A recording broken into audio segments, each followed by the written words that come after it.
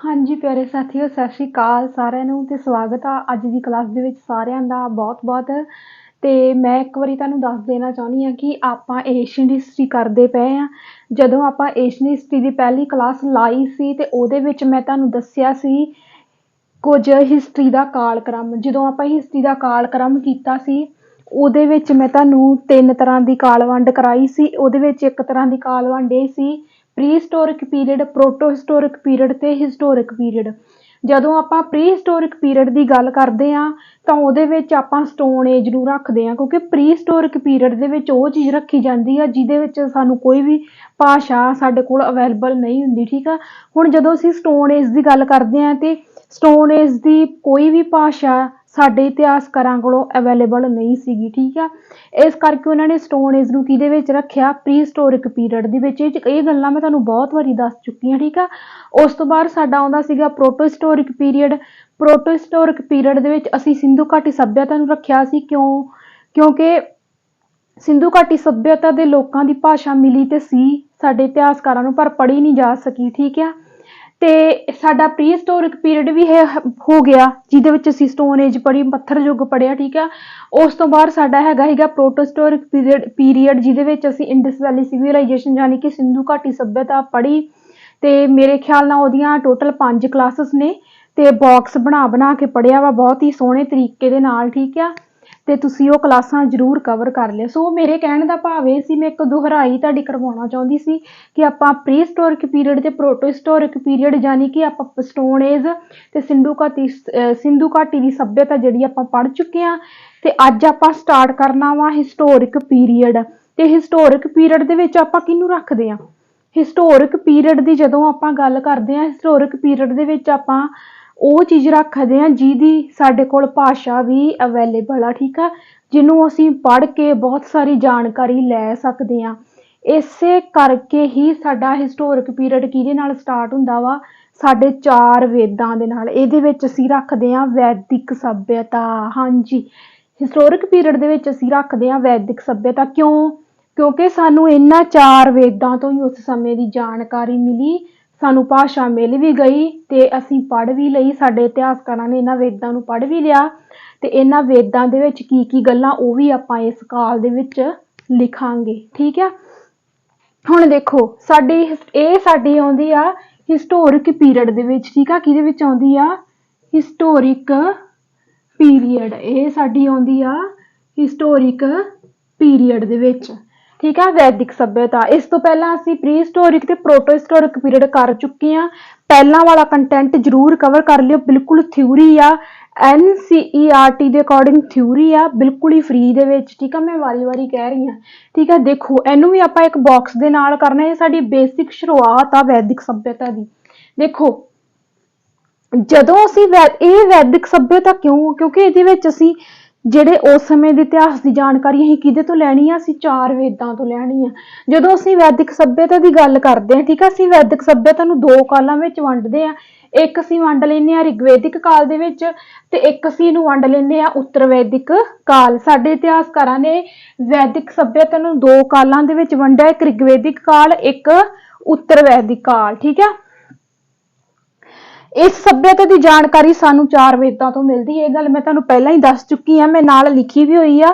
ਤੁਸੀਂ ਇਹਨੂੰ ਇਸੇ ਤਰੀਕੇ ਦੇ ਨਾਲ ਹੀ ਆਪਣੀ ਕਾਪੀ ਤੇ ਬਣਾ ਲੈਣਾ ਵਾ, ਜਿਹੜੇ ਮੇਰੇ ਸਾਥੀ ਮੇਰੇ ਨਾਲ ਨੋਟਸ ਬਣਾ ਰਹੇ ਆ। ਠੀਕ ਆ, ਵੈਸੇ ਤਾਂ ਮੈਂ ਇੱਥੇ ਮੋਟਾ ਦੱਸਿਆ ਵਾ ਕਿ ਆਹ ਜਿਹੜੇ ਆਪਣੇ 4 ਵੇਦ ਆ ਨਾ, ਰਿਗਵੇਦ, ਸਾਮਵੇਦ, ਯਜੁਰਵੇਦ, ਅਥਰਵੇਦ। ਠੀਕ ਆ, ਇਹਨਾਂ ਬਾਰੇ ਤੁਹਾਨੂੰ ਮੋਟੀ ਨੌਲੇਜ ਜਿਹੜੀ ਆ, ਵੈਸੇ ਤਾਂ ਆਪਾਂ ਇਹਨਾਂ ਬਾਰੇ ਡਿਟੇਲ ਦੇ ਨਾਲ ਪੜ੍ਹਨਾ ਵਾ। ਠੀਕ ਆ, ਪਰ ਇੱਥੇ ਮੈਂ ਮੋਟੀ ਜਾਣਕਾਰੀ ਲਿਖੀ ਹੋਈ ਆ ਤਾਂ ਕਿ ਸਾਨੂੰ ਪਹਿਲਾਂ ਤੋਂ ਹੀ ਕਹਿ ਲਓ ਵੀ ਅਸੀਂ ਭੂਮਿਕਾ ਜੀ ਬੰਨੀ ਹੋਈ ਆ। ਠੀਕ ਆ, ਇੱਧਰ ਦੇਖੋ ਮੈਂ ਇੰਪੋਰਟੈਂਟ ਚੀਜ਼ਾਂ ਇੱਥੇ ਲਿਖੀਆਂ ਹੋਈਆਂ ਜਿਹੜੀਆਂ ਕਿ ਸਾਡੇ ਲਈ ਬਹੁਤ ਹੀ ਜ਼ਿਆਦਾ ਇੰਪੋਰਟੈਂਟ। ਠੀਕ ਆ, ਸਭ ਤੋਂ ਪਹਿਲਾਂ ਅਸੀਂ ਵੈਦਿਕ ਸੱਭਿਅਤਾ ਨੂੰ 2 ਕਾਲਾਂ ਦੇ ਵਿੱਚ ਵੰਡ ਲਿਆ। ਇਹਦੀ ਮੇਨ ਡੈਫੀਨੇਸ਼ਨ ਕੀ ਆ? ਵੀ ਇਸ ਸੱਭਿਅਤਾ ਦੀ ਜਾਣਕਾਰੀ ਸਾਨੂੰ ਕਿੱਥੋਂ ਮਿਲਦੀ ਆ? 4 ਵੇਦਾਂ ਤੋਂ ਮਿਲਦੀ ਆ। ਠੀਕ ਆ, ਉਸ ਤੋਂ ਬਾਅਦ ਸਭ ਤੋਂ ਪਹਿਲਾਂ ਆਪਾਂ ਲਿਖਿਆ ਵਾ ਰਿਗਵੇਦ, ਸਭ ਤੋਂ ਪੁਰਾਣਾ ਵੇਦ ਆ। ਇਹਦੇ ਵਿੱਚ ਦੇਵੀ ਦੇਵਤਿਆਂ ਦੀ ਉਸਤਤ ਆ। ਠੀਕ ਹੈ, ਰਿਗਵੇਦ ਦੇ ਵਿੱਚ ਬੇਸਿਕਲੀ ਇੰਪੋਰਟੈਂਟ ਕੀ ਆ?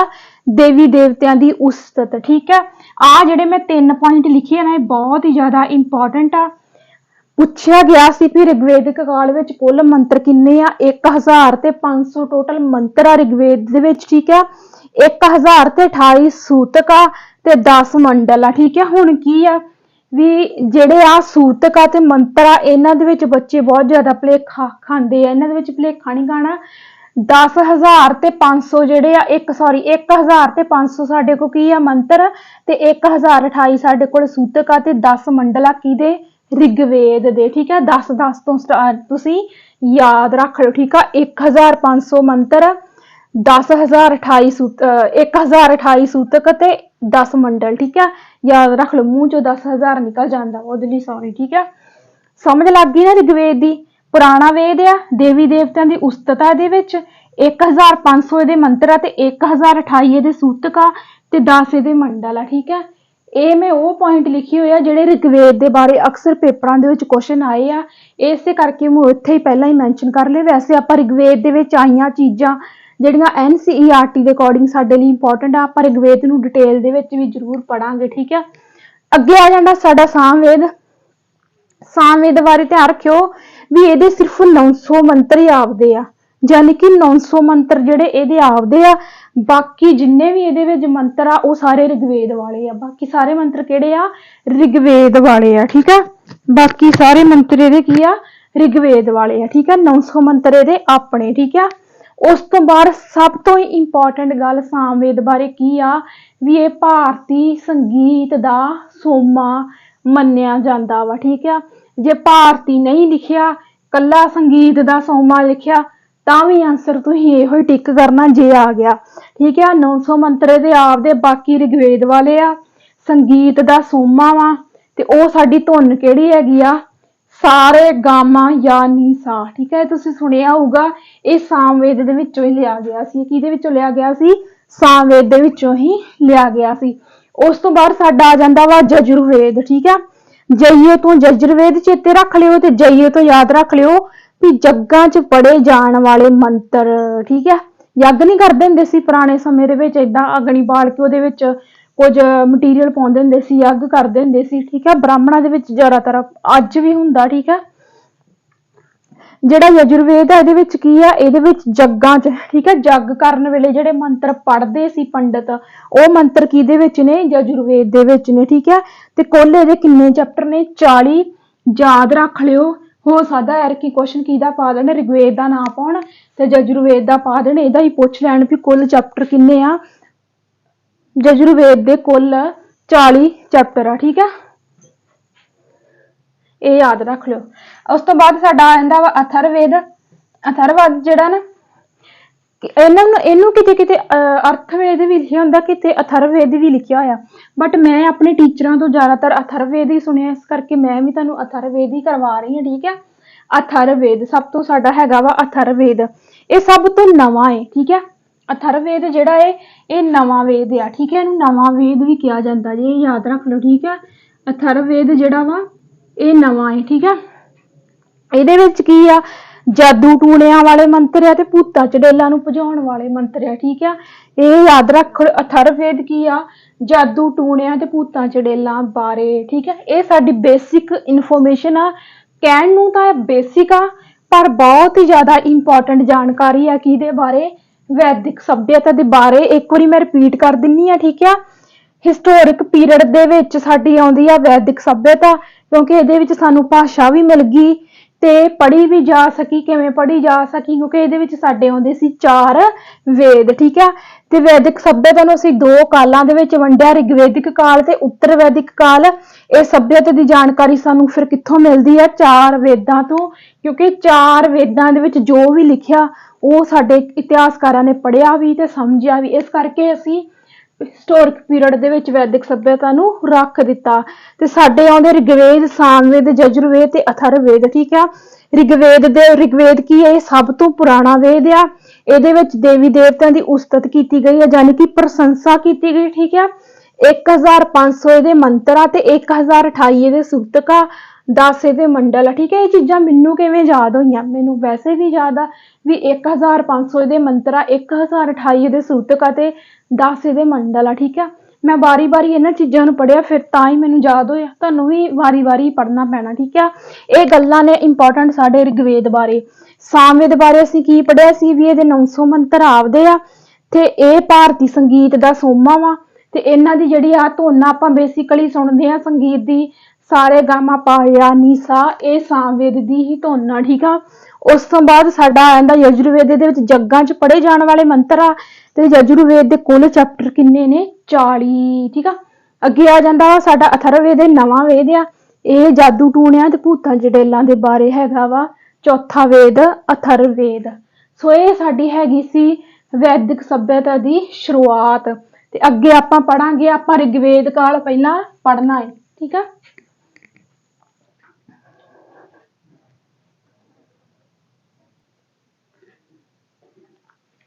ਉਸ ਤੋਂ ਬਾਅਦ ਦੇਖੋ ਕਿ ਅਸੀਂ ਰਿਗਵੇਦ ਕਾਲ ਜਿਵੇਂ ਪੜਨ ਜਾ ਰਹੇ ਹਾਂ। ਰਿਗਵੇਦ ਕਾਲ ਦੇ ਵਿੱਚ ਕੀ ਆ ਵੀ ਇੱਕ ਚੀਜ਼ ਹੋਰ, ਰਿਗਵੇਦ ਕਾਲ ਨੂੰ ਵੈਦਿਕ ਕਾਲ ਵੀ ਲਿਖਿਆ ਹੁੰਦਾ, ਕਿਉਂਕਿ ਕਈ ਵਾਰ ਰਿਗ ਜਿਹੜਾ ਉਹ ਨਹੀਂ ਲੱਗਾ ਹੁੰਦਾ ਨਾਲ, ਕੱਲਾ ਵੈਦਿਕ ਵੀ ਕਾਲ ਵੀ ਲਿਖਿਆ ਹੁੰਦਾ ਵਾ। ਸੋ ਕਨਫਿਊਜ਼ ਨਹੀਂ ਹੋਣਾ, ਇਹਦਾ ਮਤਲਬ ਰਿਗਵੇਦਿਕ ਕਾਲ ਹੀ ਆ, ਠੀਕ ਆ। ਸਾਨੂੰ ਰਿਗਵੇਦ ਦੇ ਵਿੱਚ ਇੱਕ ਸ਼ਲੋਕ ਮਿਲਦਾ ਵਾ, ਉਹ ਸ਼ਲੋਕ ਬਹੁਤ ਜ਼ਿਆਦਾ ਇੰਪੋਰਟੈਂਟ ਆ, ਕਿਉਂਕਿ ਉਹ ਸ਼ਲੋਕ ਹੀ ਪੁੱਛਿਆ ਗਿਆ ਸੀ ਵੀ ਨਦੀ ਸੁਕਤਾ ਸ਼ਲੋਕ ਜਿਹੜਾ ਵਾ ਉਹ ਕਿਹੜੇ ਵੇਦ ਦਾ ਸ਼ਲੋਕ ਆ, ਤੇ ਉਹਦਾ ਰਾਈਟ ਆਨਸਰ ਆਉਣਾ ਸੀ ਰਿਗਵੇਦ ਦਾ, ਠੀਕ ਆ। ਇਹ ਜਿਹੜਾ ਵਾ ਬਹੁਤ ਹੀ ਜ਼ਿਆਦਾ ਇੰਪੋਰਟੈਂਟ ਆ, ਕਿਉਂਕਿ PS ਸੈਟ ਦੇ ਵਿੱਚ ਇਹ ਸ਼ਲੋਕ ਪੁੱਛਿਆ ਜਾ ਚੁੱਕਾ ਏ। ਤੇ ਜਦੋਂ ਅਸੀਂ ਨਦੀ ਸੁਕਤਾ ਸ਼ਲੋਕ, ਮੈਂ ਪੂਰਾ ਦਾ ਪੂਰਾ ਹੀ ਲੈ ਕੇ ਆ ਗਈ। ਨਦੀ ਸੁਕਤਾ ਸ਼ਲੋਕ ਜਿਹੜਾ ਵਾ ਇਹਦੇ ਬਾਰੇ ਕੁਐਸਚਨ ਪਹਿਲਾਂ ਤਾਂ ਆ ਗਿਆ ਹੀ ਆ। ਹੁਣ ਮੈਂ ਪੂਰਾ ਨਦੀ ਦਾ ਸ਼ਲੋਕ ਹੀ ਇੱਥੇ ਲੈ ਆਈ ਹਾਂ, ਠੀਕ ਆ। ਜਿਹੜਾ ਰਿਗਵੇਦ ਦੇ ਵਿੱਚ ਨਦੀ ਸੁਕਤਾ ਸ਼ਲੋਕ ਆ, ਉਹਦੇ ਵਿੱਚ 7 ਨਦੀਆਂ ਦਾ ਜ਼ਿਕਰ ਮਿਲਦਾ ਵਾ। ਕਿੰਨੀਆਂ ਨਦੀਆਂ ਦਾ ਜ਼ਿਕਰ ਮਿਲਦਾ ਵਾ? 7 ਨਦੀਆਂ ਦਾ, ਠੀਕ ਆ। ਪਰ 7 ਨਦੀਆਂ ਕਿਹੜੀਆਂ? ਸਤਲੁਜ, ਰਾਵੀ, ਬਿਆਸ, ਚਨਾਬ, ਜਿਹਲਮ, ਠੀਕ ਆ, ਬਿਆਸ। ਇਹ ਨਦੀਆਂ ਸਾਨੂੰ, ਇਹ ਨਾਮ ਤਾਂ ਸਾਨੂੰ ਪਹਿਲਾਂ ਵੀ ਆਉਂਦੇ ਆ, ਪਰ ਕੀ ਰਿਗਵੇਦ ਦੇ ਵਿੱਚ ਵੀ ਨਾਮ ਇਸੇ ਤਰ੍ਹਾਂ ਵਾ? ਨਹੀਂ, ਇਹ ਸਾਨੂੰ ਦੱਸਿਆ ਸਾਡੇ ਇਤਿਹਾਸਕਾਰਾਂ ਨੇ। ਜਦੋਂ ਸਾਡੇ ਇਤਿਹਾਸਕਾਰਾਂ ਨੇ ਰਿਗਵੇਦ ਨੂੰ ਪੜ੍ਹਿਆ ਤੇ ਉਹਨਾਂ ਨੇ ਦੱਸਿਆ ਵੀ ਇਹਨਾਂ ਨਦੀਆਂ ਦੇ ਨਾਂ ਰਿਗਵੇਦ ਦੇ ਵਿੱਚ ਕੁਝ ਇਸ ਤਰ੍ਹਾਂ ਲਿਖੇ ਗਏ ਨੇ, ਤੇ ਇਹੋ ਹੀ ਨਾਂ ਫਿਰ ਸਾਨੂੰ ਪੁੱਛੇ ਜਾਂਦੇ ਨੇ ਪੇਪਰਾਂ ਦੇ ਵਿੱਚ। ਕਿਵੇਂ ਕਿਹਾ ਜਾਂਦਾ ਵਾ ਵੀ ਪੁਰੁਸ਼ਣੀ ਨਦੀ ਕਿਹੜੀ ਨਦੀ ਨੂੰ ਕਿਹਾ ਜਾਂਦਾ ਸੀ? ਤੇ ਉਹਦਾ ਆਨਸਰ ਜਾਨੀ ਰਾਵੀ ਨਦੀ। ਜਾਨੀ ਕਿ ਆਜੋ ਆਪਾਂ ਫਿਰ ਪੜ੍ਹਦੇ ਹਾਂ ਡਿਟੇਲ ਦੇ ਵਿੱਚ। ਸਭ ਤੋਂ ਪਹਿਲਾਂ ਸਾਡੀ ਆਉਂਦੀ ਹੈ ਸਤਲੁਜ ਨਦੀ। ਸਤਲੁਜ ਨਦੀ ਨੂੰ ਰਿਗਵੇਦ ਦੇ ਵਿੱਚ ਕਿਹੜੇ ਨਾਮ ਨਾਲ ਜਾਣਿਆ ਜਾਂਦਾ ਸੀ? ਸਤੁਦਰੀ, ਠੀਕ ਹੈ, ਯਾਦ ਰੱਖਿਓ। ਜਿਹੜੀ ਸਤਲੁਜ ਨਦੀ ਆ ਉਹਨੂੰ ਰਿਗਵੇਦ ਦੇ ਵਿੱਚ ਸਤੁਦਰੀ ਦੇ ਨਾਮ ਨਾਲ ਜਾਣਿਆ ਜਾਂਦਾ ਸੀ, ਠੀਕ ਆ। ਸੱਸੇ ਤੋਂ ਹੀ ਸਤਲੁਜ ਤੇ ਸੱਸੇ ਤੋਂ ਹੀ ਸਤੁਦਰੀ, ਇਹਦਾ ਨਾਮ ਯਾਦ ਰੱਖਣਾ। ਵੈਸੇ ਤਾਂ ਨਾ ਮਤਲਬ ਮੈਂ ਖੁਦ ਜਿਹੜੇ ਮੇਰੇ ਨਾਲ ਪੜ੍ਹਦੇ ਸੀ ਬੱਚੇ ਹਨਾ, ਜਾਂ ਕਹਿ ਲਓ ਵੀ ਹੋਰ ਵੀ ਜਿਹੜੇ ਕੁਝ ਸਟੂਡੈਂਟ ਹੁੰਦੇ ਆ, ਉਹ ਕਹਿੰਦੇ ਵੀ ਇਹ ਨਾਮ ਬੜੇ ਔਖੇ ਜਿਹੇ ਆ, ਠੀਕ ਆ। ਜੇ ਰਿਗਵੇਦ ਦੇ ਵਿੱਚ ਜਿਹੜੀਆਂ ਨਦੀਆਂ ਦੇ ਨਾਂ ਦਿੱਤੇ ਆ ਇਹ ਬਹੁਤ ਹੀ ਜ਼ਿਆਦਾ ਕੀ ਨੇ?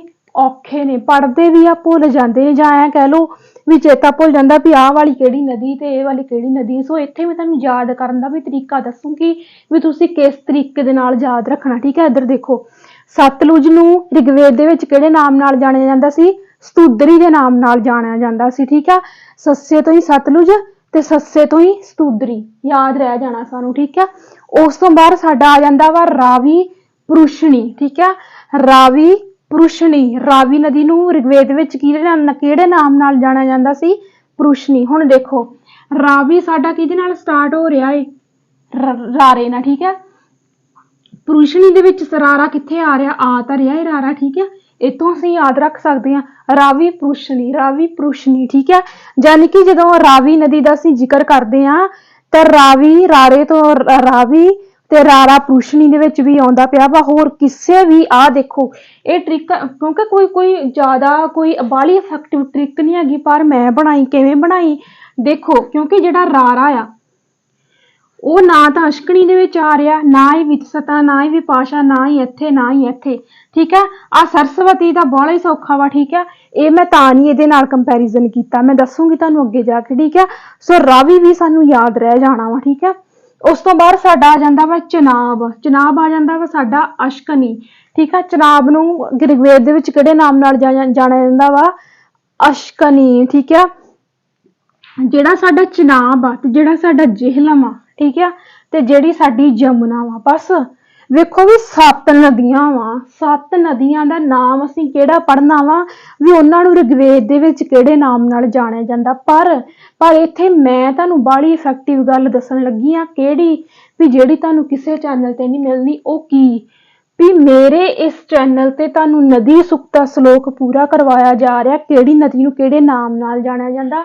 ਪਰ ਕੀ ਤੁਹਾਨੂੰ 7 ਦੀਆਂ 7 ਨਦੀਆਂ ਦੇ ਨਾਮ ਰਿਗਵੇਦ ਕਾਲ ਵਾਲੇ ਯਾਦ ਹੋ ਜਾਣੇ ਆ, ਪਰ ਤੁਹਾਨੂੰ 7 ਦੇ 7 ਹੀ ਨਹੀਂ ਪੜ੍ਹਨੇ ਪੈਣੇ, ਤੁਹਾਨੂੰ ਪੜ੍ਹਨੇ ਪੈਣੇ ਆ ਸਿਰਫ 3। ਕਿਹੜੇ?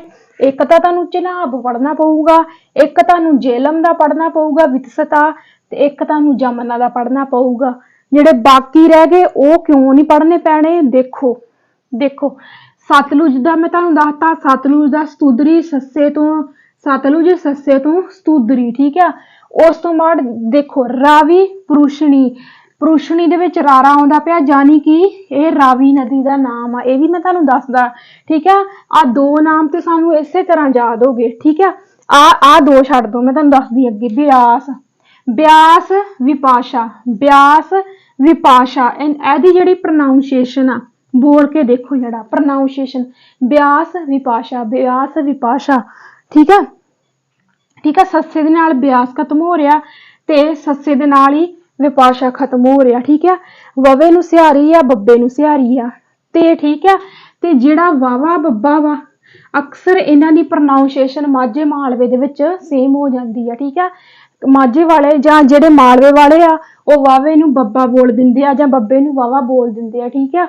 ਕਹਿਣ ਦਾ ਭਾਵ ਇਹ ਇੱਥੇ ਜਸਟ ਮੈਂ ਤੁਹਾਨੂੰ ਸਮਝਾਉਣ ਲਈ ਦੱਸ ਰਹੀ ਹਾਂ। ਦੇਖੋ ਸੱਸੇ ਦੇ ਨਾਲ ਬਿਆਸ ਖਤਮ ਹੋਇਆ, ਸੱਸੇ ਦੇ ਨਾਲ ਹੀ ਵਿਪਾਸ਼ਾ ਖਤਮ ਹੋਇਆ, ਬੱਬੇ ਨੂੰ ਸਿਹਾਰੀ ਦੇ ਨਾਲ ਬਿਆਸ ਤੇ ਵਵੇ ਨੂੰ ਸਿਹਾਰੀ ਦੇ ਨਾਲ ਵਿਪਾਸ਼ਾ ਹੋ ਗਿਆ ਨਾ। ਜਦ ਬਿਆਸ ਵਿਪਾਸ਼ਾ,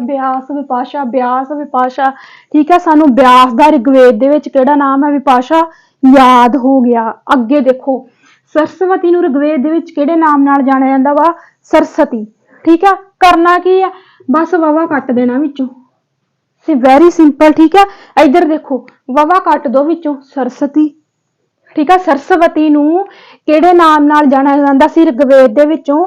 ਸਰਸਤੀ। ਬਸ ਤੁਸੀਂ ਕਰਨਾ ਕੀ ਆ, ਜੇ ਤੁਹਾਨੂੰ ਸਰਸਵਤੀ ਦਾ ਨਾਮ ਪੁੱਛ ਲੈਣ ਕਿਹਦੇ ਵਿੱਚ, ਪੇਪਰ ਦੇ ਵਿੱਚ, ਤੇ ਵਵਾ ਕੱਟ ਕੇ ਜਿਹੜੀ ਆਪਸ਼ਨ ਦੇ ਵਿੱਚ ਸਰਸਤੀ ਲਿਖਿਆ ਹੋਊ ਆਰਾਮ ਨਾਲ ਟਿਕ ਕਰ ਦਿਓ, ਠੀਕ ਆ। ਉਸ ਤੋਂ ਬਾਅਦ ਦੇਖੋ 1 2 3 4 5 ਨਦੀਆਂ ਦੇ 5 ਨਦੀਆਂ ਦੇ ਨਾਮ ਤੇ ਮੈਂ ਤੁਹਾਨੂੰ ਬਾਹਲੇ ਸੌਖੇ ਤਰੀਕੇ ਨਾਲ ਕੀ ਕਰਾਤੇ?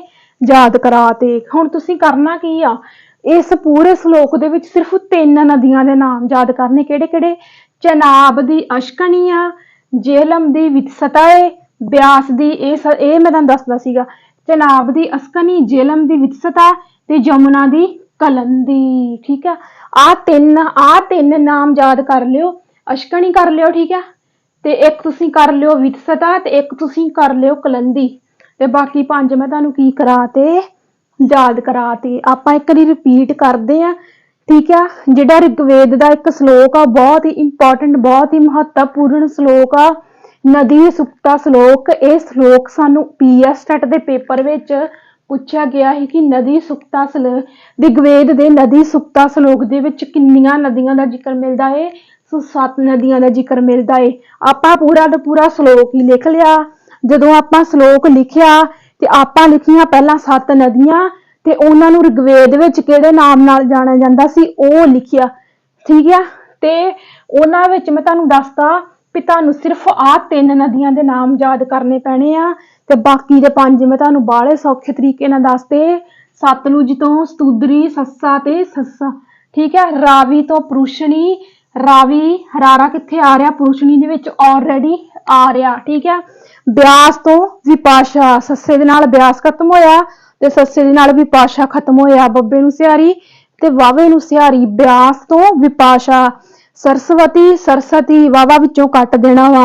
ਤੇ 5 ਨਾਮ ਆਪਾਂ ਨੂੰ ਯਾਦ ਹੋ ਗਏ। 3 ਨਾਮ ਯਾਦ ਰੱਖਣੇ, ਚਨਾਬ ਦੀ ਅਸ਼ਕਣੀ, ਜੇਹਲਮ ਦੀ ਵਿਤਸਤਾ ਤੇ ਜਮਨਾ ਦੀ ਕਲੰਦੀ, ਬਸ, ਠੀਕ ਆ। ਸਾਹ ਚੜ ਗਿਆ, ਠੀਕ ਆ। ਕਿੰਨੇ ਸੌਖੇ ਤਰੀਕੇ ਦੇ ਨਾਲ ਆਪਾਂ ਕੀ ਕੀਤਾ? ਆਪਾਂ ਪੂਰਾ ਦਾ ਪੂਰਾ ਰਿਗਵੇਦ ਦਾ ਨਦੀ ਸੁਕਤਾ ਸ਼ਲੋਕ ਪੜ੍ਹ ਲਿਆ, ਪਰ ਆਪਾਂ ਰਿਗਵੇਦ ਬਾਰੇ ਇੰਨੀ ਕੁ ਜਾਣਕਾਰੀ ਨਹੀਂ ਰੱਖਣੀ, ਕਿਉਂਕਿ ਸਾਡਾ ਰਿਗਵੇਦ ਬਹੁਤ ਹੀ ਜ਼ਿਆਦਾ ਇੰਪੋਰਟੈਂਟ ਆ। ਜਦੋਂ ਅਸੀਂ ਹਿਸਟੋਰਿਕ ਪੀਰੀਅਡ ਪੜ੍ਹਦੇ ਹਾਂ, ਹਿਸਟੋਰਿਕ ਪੀਰੀਅਡ ਦੇ ਵਿੱਚ ਅਸੀਂ ਜਦੋਂ ਵੈਦਿਕ ਸੱਭਿਅਤਾ ਪੜ੍ਹਦੇ ਹਾਂ ਤਾਂ ਉਹਦੇ ਵਿੱਚ ਸਾਡਾ ਰਿਗਵੇਦ ਬਹੁਤ ਹੀ ਜ਼ਿਆਦਾ ਇੰਪੋਰਟੈਂਟ ਆ। ਅਗਲੀ ਕਲਾਸ ਦੇ ਵਿੱਚ ਆਪਾਂ ਰਿਗਵੇਦ ਬਾਰੇ ਹੋਰ ਵੀ ਰੌਚਕ ਗੱਲਾਂ ਕਰਾਂਗੇ, ਬਹੁਤ ਜ਼ਿਆਦੀਆਂ ਰੌਚਕ ਤੇ ਬਹੁਤ ਹੀ ਜ਼ਿਆਦੀਆਂ ਇੰਟਰਸਟਿੰਗ। ਤੇ ਮਿਲਦੇ ਆਪਾਂ ਅਗਲੀ ਕਲਾਸ ਦੇ ਵਿੱਚ, ਤੇ ਵੇਟ ਕਰਿਓ। ਤੇ ਜੇ ਤੁਹਾਨੂੰ ਕਲਾਸ ਲੱਗੀ ਬਹੁਤ ਹੀ ਜ਼ਿਆਦਾ ਵਧੀਆ, ਇਸ ਤਰੀਕੇ ਦੇ ਨਾਲ ਪਹਿਲਾਂ ਕਦੀ ਨਹੀਂ ਪੜ੍ਹੇ ਨਦੀਆਂ ਦੇ ਨਾਮ, ਤੇ ਕਮੈਂਟ ਕਰਕੇ ਜ਼ਰੂਰ ਦੱਸਣਾ। ਤੇ ਸਤਿ ਸ਼੍ਰੀ ਅਕਾਲ।